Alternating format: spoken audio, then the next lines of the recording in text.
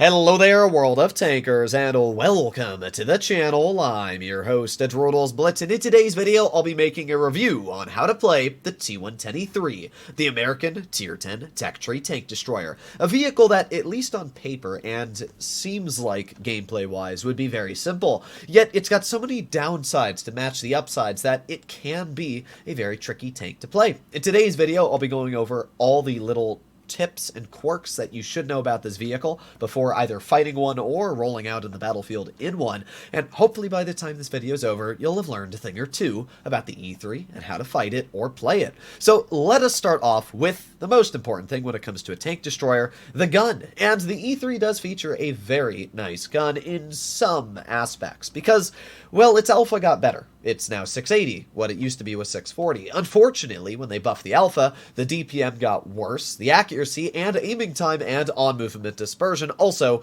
got worse. Personally, I liked the previous version of the gun. I like accuracy, and I also like alpha and DPM. And when you have all three, it makes a super solid tank. This vehicle has the alpha now. Even the DPM is not great. 2650 isn't bad, and you can run calibrated to get up to about 2800, but even then, that's not crazy good DPM. I mean, vehicles like the Hori and the Grill are sitting upwards of 3300. Even the E4 is going up to like 3100 next update, so yeah, it's a little bit left behind, but this tank has incredible frontal armor. If you're driving the E3 and you're hull down, which means you're hiding your lower plate and you're only showing your upper and superstructure, this tank is nearly impossible to penetrate, which is kind of crazy when you think about that. The armor is ridiculously thick, but at the same time, it's a non-turreted tank. It is incredibly slow. In fact, it features a power to weight of 8.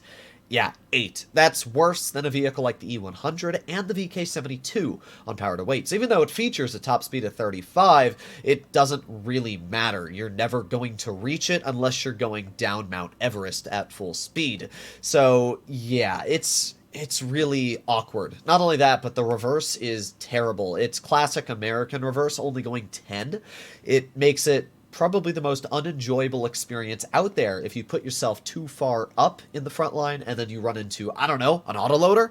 We know that autoloaders have become stronger and stronger in the meta. Vehicles like the TVP 5051, the Caro 45 ton, the AMX 50B, all can deal 12 to 1500 damage and have enough mobility to easily flank you. If a tank like a TVP gets to the rear of your E3, it can actually full health kill you due to high explosive ammunition.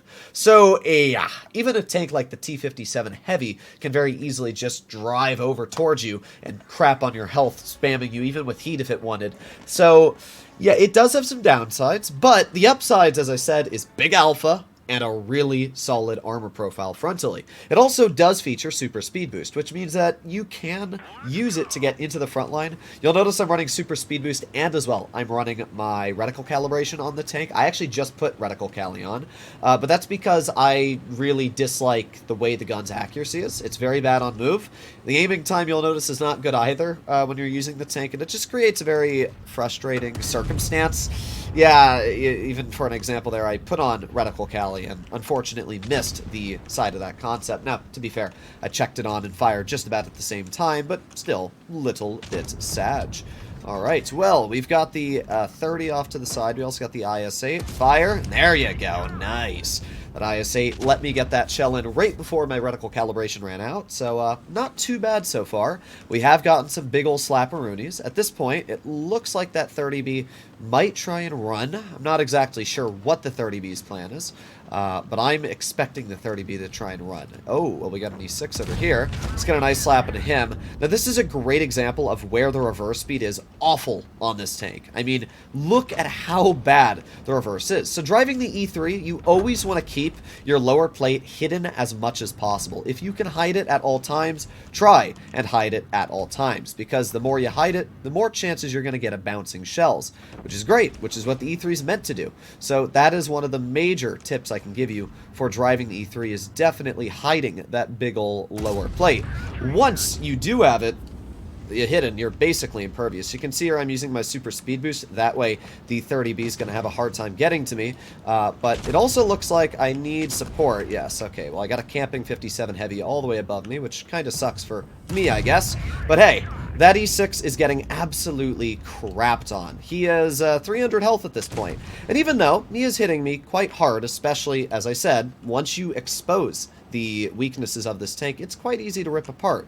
But at the same time, we're doing pretty good here. Let's hope that our teammate manages to finish off. Well, you know what? We're just going to poke this E6 and bonk. There you go. Nice. All right. Well, we're doing okay. I mean, they do have a concept, and that's not fun. But I also can't back up because it looks like that 30B wants to YOLO me.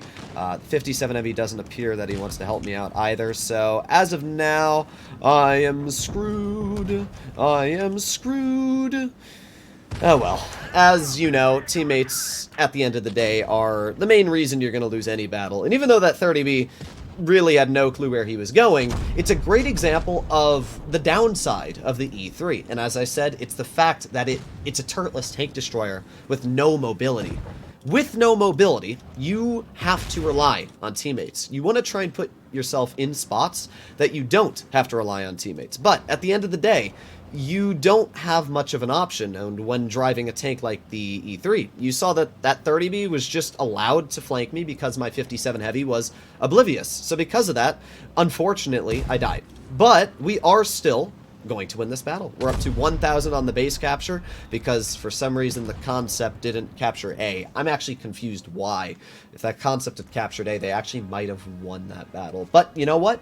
We did our job. We got some nice clears, or not clears, but we got some nice damage out. We did 3,120. We were able to absolutely bleed the living daylights out of that E6, but this is a great game to really showcase the strengths and weaknesses of an E3. I was hauled down. I was completely hauled down. But because the enemy got away with just full-on rushing me due to the fact that my 57 Heavy was camping, my T30 was all the way back in spawn, and my other teammate, like my IS-8, YOLO'd in and died within the first 30 seconds of the battle, I was essentially the only person in the front line. And it doesn't matter how strong your tank is. If a 30B gets behind you and your team doesn't punish that player, then eventually you're going to end up losing. And that's what I did say right at the beginning of this gameplay, is that you don't reverse fast enough. If this tank reversed at like 15 and, you know, was a bit more mobile, you might just be able to back up. But the problem was if I had backed up, that concept could shoot me. It wasn't happening. So, unfortunate, but that is the way that the cookie crumbles sometimes, especially when it comes to the case of the E3. But we still did fine. We still came out with a victory, and we did not have a good team. So a victory from that circumstance is a win on my part. Let's see if we can hopefully get in a bit better of a battle for our second game. Now, this battle you're going to watch here is going to showcase the strengths of the E3. It's also going to show the weakness of the E3, which is the team. This is a big weakness with a lot of lower DPM-ish high alpha vehicles where you just don't get the opportunity to shoot nearly as many people. And the fact that this tank doesn't have a turret really makes it awkward to drive. So you can see here, I'm driving my vehicle normally. I'm in a haul down spot. I've got a 183, Leopard 1, and a Sheridan over here. My 4005 ends up coming over here as well. So as of right now, I've got the majority of my team on this side of the map. But already, there's a major red flag. Nobody on my team has decided to go wide. Now, going wide is not something that you always need to do, but when you see the enemy team like the Super Conk and 183 pushing wide, you are essentially just giving them free positioning. So I'm trying to hold this spot. My 183, yeah, he's getting bled out a little bit. Well, this is not looking too good so far. I need to wait for my super speed boost cooldown before I'm planning on backing up. So right now, I'm just hoping that I can hold as long as possible and nobody's going to push me. If we take a look at the other side of the map, my Leopard 1, my AMX-50B, and my FE2 and 5B all decide to go to town. And this is the part of the game that gets really sad. First of all, great example of the E3's dispersion there. That shell should have hit the hull, or I guess the turret, of the 4005. But because my dispersion decided to ape out on me, it actually went into his gun. So what we would have dealt was probably 850 to 900 damage, even with Spall Liner on. And in return, we dealt 400 because Wargaming doesn't like me. Unfortunate. But I was able to get my speed boost in order. I've still got full health, and I've done about 1,000 damage, which isn't awful. But you can probably see what's going on here. Right now, yeah, the Super Conk is hull down. He's farming my teammates. And here's my team. 3 tanks, right? We got a 2 and 5B, a 50B, and a Leopard 1. There's a single T-57 Heavy off to this side. That's it. A single T-57 Heavy right there, completely exposed out in the open. Make your bet in the comments how long it takes my team to kill that T-57 Heavy. Well, it's pretty sad. All I can tell you is that I'm over here trying my best. We got the Super Conch, we got the Chieftain, and I'm just hoping that my team kills that 57 Heavy as quick as possible so I can get my job done over here and they can start flanking and start farming these guys while I'm holding. Unfortunately, that just doesn't happen. I'm going to try and get a shell into the Chieftain. Unfortunately, it just hit a spot that it couldn't overmatch, even though I did shoot, what, 400 mils of premium pen there? Unfortunate. Bad things happen every now and then. So now we can see the entirety of the enemy team is over here. We got the Super Conch, we got the Kampfpanzer. We've literally got everybody on their team is here. And our Sheridan's dead. Okay. Oh, that's a bit of a spin. Gotta love the camera angles there. But we're already down to Sheridan. Just want to point out that 57 Heavy is still not dead. He's half health at this point. But let's keep on going, see what we can do here. At this point, it's obviously just a loss. There's not much I can do to control this. We get an overmatch into the Chieftain, and I'm just glad that Positive isn't shooting me in the Conqueror over there. Honestly, he was probably being nice and letting me get some damage out, because let's be real, this is a disaster. I mean, this is about the worst scenario you can get for a team. So, we get one more pen in before we die, deal 2,922 damage, and yeah, there you have it. Our team took a solid 3 minutes to kill a T-57 Heavy, completely alone and exposed. How is that physically possible? Well, that's how it's physically possible, by getting a big, fat, stinking loss, where 4 of my teammates did a combined of 2,100 damage. Very unfortunate, but it's a great example of the E3's strengths and weaknesses. The tank can be amazing. It can be absolutely crazy when you get it in a haul-down situation. But just like any other haul-down tank, you require a team to support you. Because if you're sitting frontline, and you've got nothing that's going to bolster you behind, just like we saw with the game of the 30v YOLO'd me, it doesn't matter what you have as a team, you're going to die. And if you're that important player in the front line, your team is just losing the battle right from the get-go. It's unfortunate, but that is how World of Tanks Blitz can work sometimes. So let's try one last battle here. Hopefully we come out with at least 2 victories out of the 3 games played. And I'm going to make my way towards base B. Now, once again, when I'm driving a tank like this, I'm trying to think of where is the most profitable spot I can drive my E3. Where can I get the most damage? Where can I work hull down and play the most aggressive? We see they have an E3. They also have a YAG. They have an IS-7 and a Kampfpanzer 70. So they got a lot of deadly tanks. Not the scariest, because they don't really have a lot of heavies. But neither do we. We have an E5, and that's just about it. So, yeah, we'll have to see how it works out. Now, once again, you can see this tank is not very fast. We're only going 30 right now, which is not great. Because I'm not very fast, and I know they have an IS-7, so they've got some mobility, I'm not going to drive up that hill. It's, first of all, not haul down, but second of all, it's not a position I want to go to, because if there's something faster than me, it can get a shell into my lower plate, where I might not even be able to get there yet. So that's one of the major reasons. So we're going to put on our shell accuracy, and boom, 1,038 damage into that enemy tank. Now at this point we got the YAG, who's looking like he wants to YOLO me. Not much I can do about that, and he goes right through my roof. Again, not much I can do about that. It doesn't really matter how skilled you are when the enemy player just kind of bonks right through your armor. At this point, we got the Sheridan, we got the Kampfpanzer off to my side. I'm going to start backing up. I don't want to deal with this. Let me back up 113. Yes. Okay, we're all good. We have been able to back up, and yes. All right.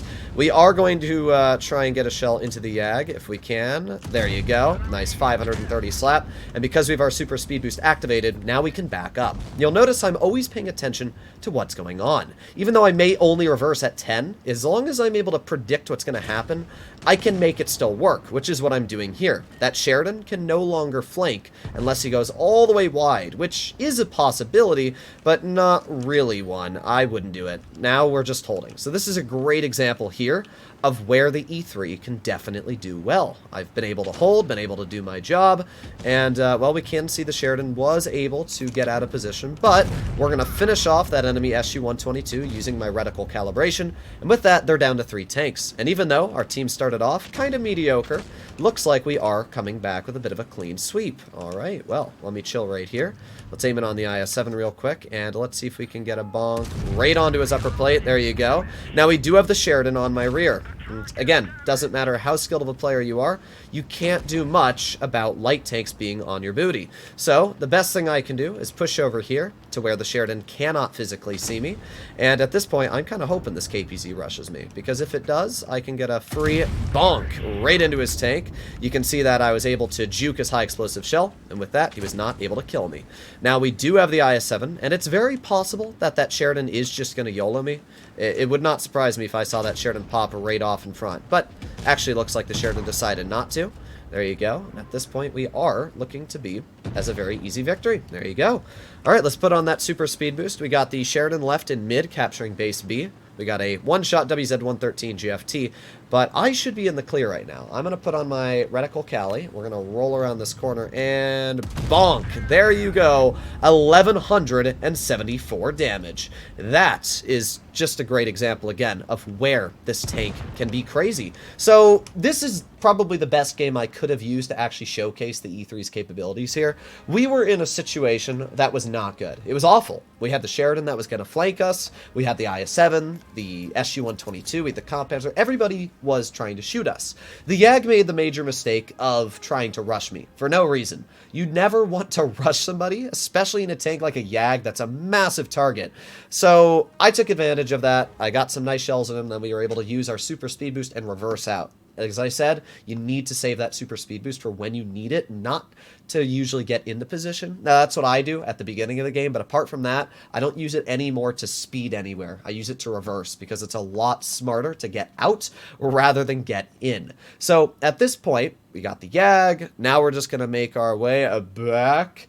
And that's it. We just got some nice shells out. We knew the Sheridan was probably going to flank us, but he couldn't kill us, so we ended up dealing 5,159 damage. Obviously, I went for some high explosive shots there, and you should. A lot of people might be like, ew, why wouldn't you go for the easier shots? And I'm like, because damage. But this is the E3. It's a tank that definitely requires more skill than it looks like on paper. In fact, I would say this is one of the more skill-intensive tanks to play. If you don't understand how to work this tank, if you don't understand how to use the track wheels, the armor, and more specifically the gun, when to use your consumables correctly, you're very quickly going to do poor in this tank. It is beginner friendly, but to a certain extent. If you want to start excelling in the tank, you really need to understand how to use it well. Hopefully you enjoyed today's video. I'll see you all in the next one. Bye-bye.